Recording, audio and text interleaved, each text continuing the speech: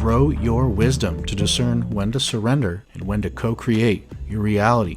Welcome to Evolved Sun. This is Matt Finch, your host. And here's an overview of today's topic, specifically how to harness the powers of acceptance of the things we can't control, courage to make positive and many times difficult changes, and wisdom to discern the difference. We'll also be looking at the Serenity Prayer with fresh eyes while ditching the stigma, going deep into the not only definition of serenity, but what exactly is meant by accepting things one can't control or change, defining courage and what exactly is meant by gaining and using courage to change the things we can, what is wisdom, and what exactly is meant by gaining and using wisdom to discern the difference between the two being what we can and cannot change or control or even influence. And finally, the difference between saying the Serenity Prayer, saying it with emotion and clarity, and actually living and embodying the Serenity Prayer, having total unconscious competence through neuroplasticity from repetition, habit, and personality consciousness embeddedness. So with that all being said, let's start getting right into it. Imagine this. I have, as far as I'm concerned, two different lives. And so my old life, I would think and obsess and worry and stress about and sharply focus and narrowly focus about and on, one, what I had no control or even influence over, and two, what was lacking from my life according to my subjective and pretty darn long list of 99% or more even materialistic and ego-based desires. I was probably 100% materialistic, ego-based, and vain desires and motivations.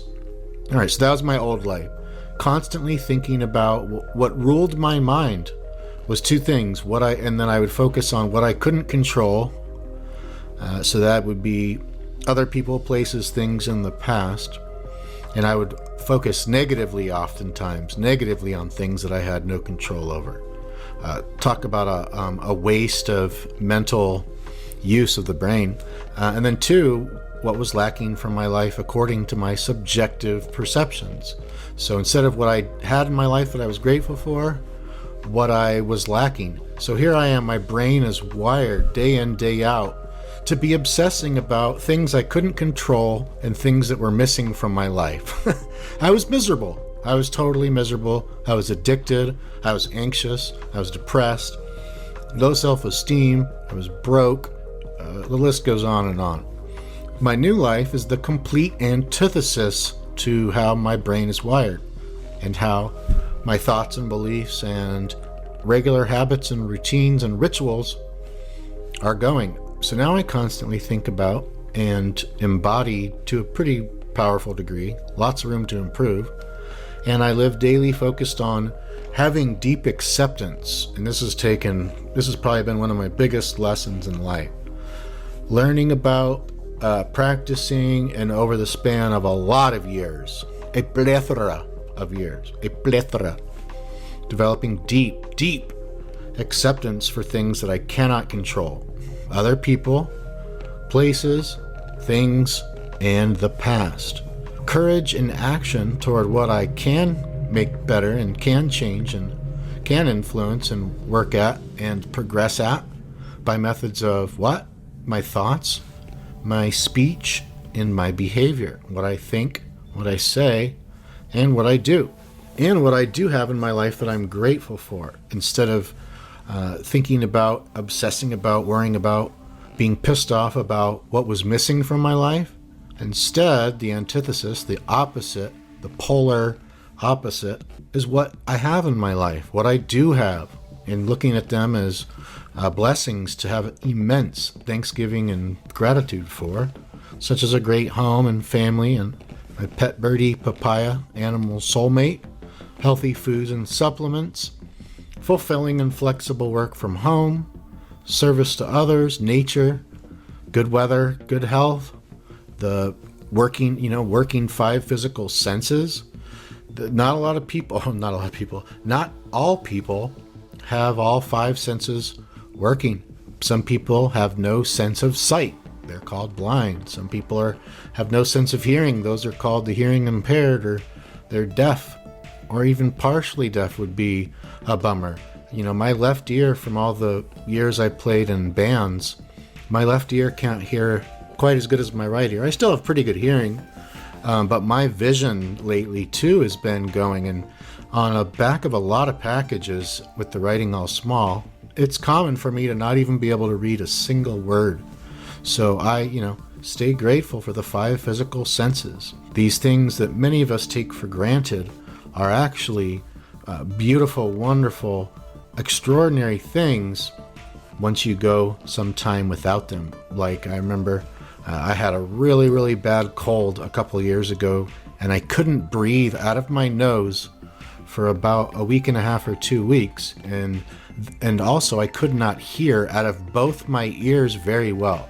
One ear was, I would guess, half clogged, and the other ear was almost fully clogged. So it was very difficult to hear, and it made me uncomfortable to speak because my perception of hearing was making it difficult to kind of guess or ascertain how loud to talk. And it was just between not being able to breathe and not being able to hear that well. I really had a newfound gratitude for my nose and my ears working properly. And so we'll move on. What is serenity? Serenity is a noun, and it means the state of being calm, peaceful, untroubled. It's just in my opinion, a fancy way of saying, like a kind of cool, beautiful way of saying calmness, patience, composure, tranquility of mind, mindful stillness. Cool, calm, casual, collected, confident. James Bond serenity. And maybe serenity is not the word for James Bond. But yeah, just cool, calm, inner peace, untroubled. That is a phenomenal state of beingness. And not a lot of us have a lot of serenity these days in these crazy times. So it's, even though despite our circumstances, despite anything that's going on, alcohol addiction, tapering off of an opioid painkiller, getting through a divorce, dealing with intense poverty, those can make it way harder to feel serenity. Well, what exactly is meant by accepting things one can't control or change? What exactly is acceptance? It's also a noun. In fact, every word that we're going to cover in this, go over their descriptions, they're all nouns. And acceptance is the action of consenting to receive or undertake something offered. A second definition is the action or process of being received as adequate or suitable, typically to be admitted into a group. True acceptance, I'd say, is being able to take things as they are. It's being able to just, it is what it is, that's the situation. And really it's rational, it's logic, it's very logical. If we can't change something, that is other people, we can't change other people, we can't change the past, we can't change corporations, there's so many things we can't change. And a lot of us, myself included in the past, spend a lot of time worrying about, stressing about, getting resentful and angry and pissed off about things that we literally have zero control or even influence over. Zero. Think about politics. What can we do, the average Joe or Jane or Marina or Damone or the average adult human citizen? What can we do to control the outcome of politics other than vote? Well, we can be an activist. We could be a podcaster about politics.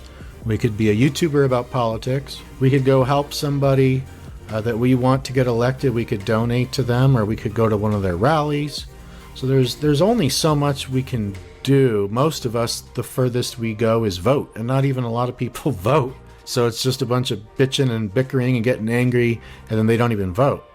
So true acceptance is being able to acknowledge that that's just logically and rationally a waste of our time, a waste of our energy, a waste of all of our resources that we could be using for things that we can control or change or influence. And the things that we can change are what we think, say, and do. And this is an important thing too. Listen to this. Importantly, we don't have to like the situation or the thing or the person, etc. We don't have to like them or it. We don't have to want them or it. We don't even have to choose or even support them, they, he, she, or it, or whatever. We just simply recognize that it is what it is, or they are what they are. What is out of our control and ability to change? It's other people, places, things, and the past. When it comes to courage, this resource, an internal resource, is very important, and without it, we become fraidy cats. Just think about, if you've ever seen The Wizard of Oz, the Cowardly Lion. What was he lacking? Courage. Courage. And if he had some courage, and if I were the king of the forest. If I were the king, I need some courage. Courage. I need some courage. I need some of that noun called courage, which is the ability to do something that frightens us. It's strength in the face of pain or grief or something difficult, some tragedy, some unforeseen bad thing, negative thing that happened, or something that we're afraid to do. How do we do it? We use courage. When we do anything that frightens us, that's where courage comes in. I'm not very good at creating courage from scratch, so I like to ask the Creator for courage. It's also the quality of mind or spirit, not body, but this is a mind or spirit quality that enables a person, such as you, such as me, to face adversity, difficulty, even danger, without fear, or doing it even with the fear. I have been saying, I have a new mantra lately, and that is no fear. Not the brand of clothing that I used to wear called No Fear, when my mom would take me shopping when I was a teenager to places like JCPenney, and back in the day, Mervyn's was still open, and I think those were the main two stores we'd go to for No Fear brand cool kid clothing. Courage is a virtue when we choose to do good, especially when that is most difficult. Courage most demands our respect when it incurs risk without selfish motivation. And courage is also moral strength in the face of danger. It's most virtuous when it's also combined with knowledge, wisdom, and opinion. And we're going to talk about wisdom next, which is my favorite of all these topics. Love wisdom, developing, nurturing, fostering, cultivating, and aiming love, wisdom, kanai, through life. Kanai is constant and never-ending improvement of love, wisdom, and balancing the two as well. And to review, what are things we can use courage to change? Well, that's our own thoughts, our own speech, and our own behavior. Or to put it even more simply, what you think, say, and do. TSD. And to dive even deeper, what exactly is meant by gaining and using courage to change things one can? Well, think about the biggest things in your own life right now that you want to change. It could be quitting drinking. It could be getting back into dating. Oh, that sounds scary to me. To find a long-term partner or spouse. I would need so much courage to do that. Or losing 30 pounds, or moving in to a nicer place to live, a home. Okay, and now think about, why don't you already have those things the way you want them to be? Think about it. Think about that for a second. How come you already haven't changed those things? How come you're where you are, not where you want to be? Not a lot of us ask that question. It's a funny thing. It's a funny thing. Usually the reason that we don't already have the thing that we want changed, usually a combination of fear, along with debilitated physical and or mental health, and or a lack of resources, e.g. money, time, connections with people, network, etc. Usually it's a combination of those things. Before you can harness courage to change an area of your life, you have to have courage. So before you can harness it and aim it and utilize it with action, we got to have it first. And I pray for courage, and I direct the prayers to God Or since there's so much stigma with the Serenity Prayer, there's also so much stigma with God. And due to that, it can help to actually reframe God. What about God, G.O.U.D, acronym, Grand Master of Universal Design? Or how about the word Creator, or the Infinite Creator, or the One Infinite Creator, or Infinite Intelligence of some type of source, consciousness, energy that's infinitely intelligent, infinitely wise, omnipotent, omniscient, omnipresent, or the word universe or nature, or Jesus, or the Tao, or source, or true source. What is wisdom? The final noun for this episode, it's the ability to make good judgments based on what you have learned from your experience, or the knowledge and understanding that gives you this ability.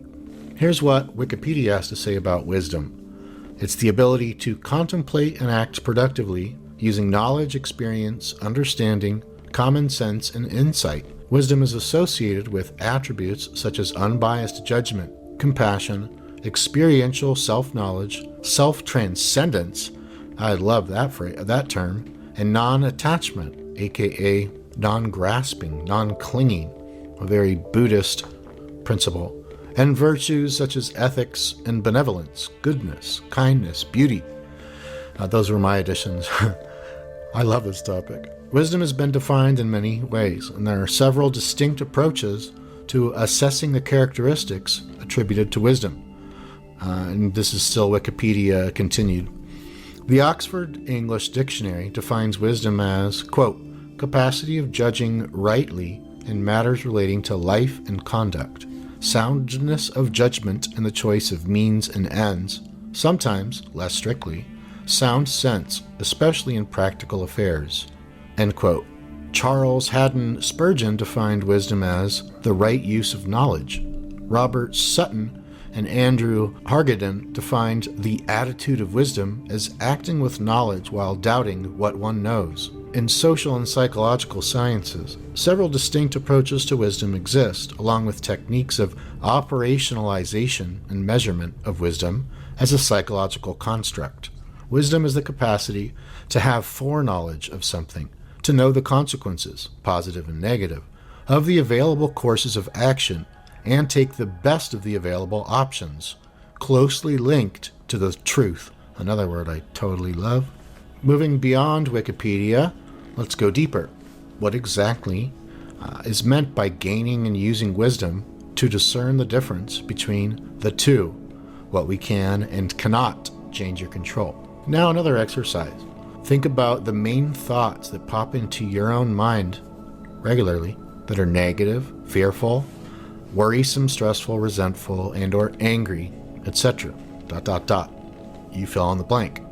Wisdom in the sense of embodying and living the Serenity Prayer is keen discernment between where to invest your time, focus, and energy. I used to have a brain, and there was my two lives. In my first life, I used to have a brain that was wired to think and obsess and worry constantly about things out, way out of my scope of control, ability to change, and really even my ability to influence at all in most cases. I was miserable since the thoughts ranged on a spectrum of unpleasant to highly stressful or painful, frightening, fearful, or worse. Nowadays, in my second life, my new life, hi papaya, I have a brain that automatically accepts everything and everyone and the past, all the things that I can't control or change, etc., that I have no agency to change or influence. You could actually say that I'm surrendered to the embracing of joyously watching life unfold as it is. It is what it is. I used to say, oh, if only this person weren't like this, and only if our country was like this, and only if life were like this, and only if I had this, and only if this wasn't so, and only if they weren't so, and on and on and on. Then I'd be happy. No, that's not how it is. For things to change, I have to change. For things to get better, I have to get better. not this person or this president or this thing or this law or this policy or this principle or this law of nature. No, those were two Jim Rohn quotes. He's one of the personal development authors and teachers, rest in peace, that has some of the best and most helpful personal development quotes ever. My brain nowadays automatically focuses on where to aim my intentions and to where to aim my goals and where to aim my thinking and my behaving and my habit creation, which all 100% reside in the realm of what I can indeed change and control, which again are three things: what I think, what I say, and what I do. What you think about, your speech, and what you do. So simple when you think about it. Everyone on the planet has 24 hours. We all have 24 hours, and we can all control what we think, say, and do to some degree. Some of us have more agency over those things than others. There's a huge discrepancy of that. We all have equal worth, but we're not all equal in our ability to use the intellect to think, and the intuition to intuit, and the mind and the brain and the spirit to what we say, and our physical bodies and our brain health, what we do. Our free will and our free agency over our speech, our thoughts, and our behaviors varies widely depending on the person and their lifestyle. Here are my final thoughts on this topic. There's a vast, vast difference between saying the Serenity Prayer, saying it with emotion and with clarity, and actually living the Serenity Prayer through embodiment, unconscious competence, through neuroplasticity from repetition, habit, and personality consciousness embeddedness. I've trained my mind and my neural pathways to, every single morning in my planner, I write down my day, and the first thing is pray, the second thing is journal, and then on and on and on. Nowadays, I'm living the Serenity Prayer. Take what you like and leave the rest, to each their own. And with that being said, as always, my friend, thank you so much for listening, and I'll see you on the next episode.